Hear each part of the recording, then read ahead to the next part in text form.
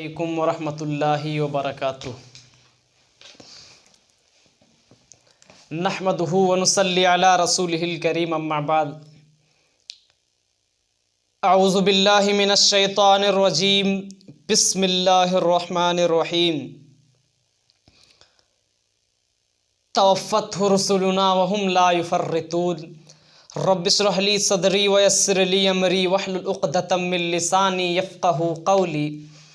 अल्लाहुम्मा रब्बि ज़िदनी इल्मा, आमीन। मुहतरम नाज़रीन, मैं इस वीडियो में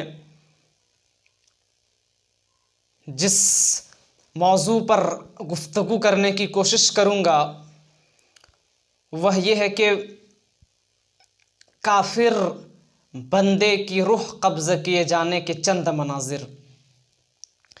अल्लाह के नबी जनाब अरबी मोहम्मद रसूलुल्लाह सल्लल्लाहु अलैहि वसल्लम इरशाद फरमाते हैं कि जब किसी फासिक व फाजिर, काफिर, नाफरमान, बदकार बंदे के मौत के वक्त आता है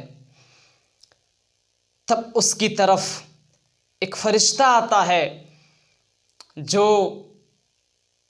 जिसके चेहरे बिल्कुल सियाह होते हैं और डरावनी शक्ल लेकर आता है, और जहन्नमी टाट में से उसके पास एक जहन्नमी टाट होता है। जहन्नमी टाट होता है और जहन्नम के कफनों में से कफन होता है, और वो मैयत के सरहाने बैठ जाता है। उसके बाद वो टाट अगर किसी पहाड़ पर मारा जाए तो पहाड़ भी टूट कर रेजा रेजा हो जाए। वो मैयत के सरहाने बैठ जाता है। उसके बाद मलकुल मौत आता है, और मलकुल मौत आते उसको मौत की खबर देता है और कहता, ए नापाक रूह, एक रवायत में ए खबीस रूह, अपने रब की नाराज़गी की तरफ निकल पड़। तो वो रूह अपने जिस्म में मुंतशिर होता है, छिपता फिरता है। अल्लाह के नबी जनाब अरबी मोहम्मद रसूलुल्लाह सल्लल्लाहु अलैहि वसल्लम ने एक मिसाल देकर फरमाया कि वह रूह छिपता फिरता है, और बिल्कुल इस तरीके से वह रूह को निकाला जाता है। अगर कोई कपड़ा, अगर कोई चद्दर किसी कांटे दार दरख्त में मारा जाए और फिर उस चद्दर को उस कांटे से खींचा जाए तो आप तसव्वुर कर सकते हैं क्या वो चद्दर अपनी असली हालत में हमें वापस मिल सकता है। बिल्कुल इसी तरह इतनी ज़बरदस्ती से उस काफिर बंदे के जिस्म से उसके रूह को सलब और कब्ज़ कर लिया जाता है।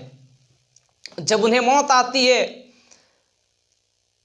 तो अल्लाह रब्बुल आलमीन से इल्तिजा करता है, जिसका नक्शा खालिक कायनात ने कुरान करीम के सूरह मोमिनून सूरा नंबर 23 आयत नंबर 99 और 100 में फरमाता है, हत्ता इज़ा जाअ अहदहुमुल मौत क़ाल रब्बिरजिऊन। वो काफिर बंदा अल्लाह रब्बुल आलमीन से कहता है, ए रब, ए मेरे रब, मुझे वापस जाने दे, मुझे दुनिया में वापस भेज दे ताकि मैं नेक काम कर लें, अच्छे काम कर लूँ जो मैंने दुनिया में छोड़ आया है, जो मैंने नहीं कर पाया।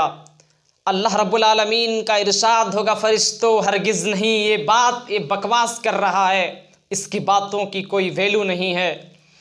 अल्लाह रब्बुल आलमीन फरमाएगा कि इसके आगे एक बरज़ख है जिसको बरज़खी ज़िंदगी कहा जाए। व मिन वराइहिम बरज़खुन, एक बरज़खी ज़िंदगी है। व मिन वराइहिम बरज़खुन इला यौम युबसून, यानी इसके मौत मर जाने के बाद से लेकर क़यामत के दिन आने से पहले एक फ़ासला है, एक बरज़खी ज़िंदगी है जो कब्र के मंजिल के नाम से जानते हैं। और ये कब्र के मंजिल से हर शख्स को गुज़रना होगा, हर शख्स को कब्र के मंजिल से दो चार होना है। और आखिरत के मंजिलों में से सबसे पहली मंजिल कब्र की मंजिल है, और जो शख्स इस कब्र के मंजिल में सही सलामत नजात पा गया और आसान हो गया, उसकी हर मंजिल आसान हो जाएगी। तो फरिश्ते उसके रूह को कब्ज़ कर लेने के बाद ऊपर की तरफ जाते हैं, और फरिश्तों की जिस जमात से उसकी गुज़र होती है वो फरिश्ते उस रूह पर लानत भेजती है। जब पहले आसमान तक उसकी रूह को पहुंचाया जाता है तो फरिश्ते सवाल करते हैं, बताइए किस शख्स की रूह है। तो फरिश्ते दुनिया में उस शख्स के जितने भी नाम होंगे उन नामों में सबसे बदतरीन नाम लेकर कहा जाएगा, ये फलां बिन फलां की रूह है, ये फलां बिन फलां की रूह है।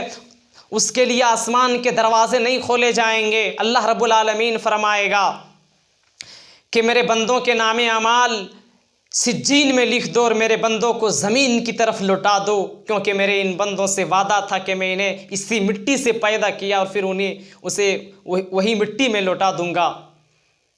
तो उनके नामे अमाल सिज्जीन में लिख दिया जाता है।